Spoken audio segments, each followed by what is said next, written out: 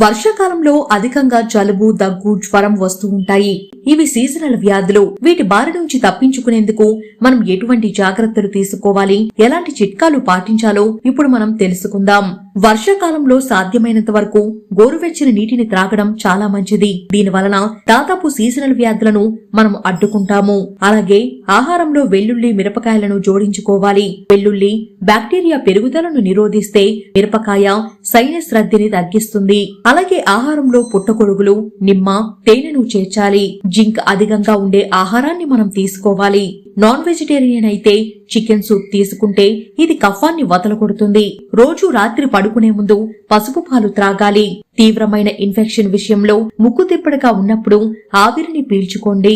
విన్నారు కదా ఫ్రెండ్స్, వర్షాకాలంలో వచ్చే సీజనల్ వ్యాధులు రాకుండా ఉండాలంటే ఎటువంటి చిట్కాలు పాటించాలో తెలుసుకున్నారు కదా. మరిన్ని చిట్కాలతో మళ్ళీ కలుద్దాం. నమస్తే.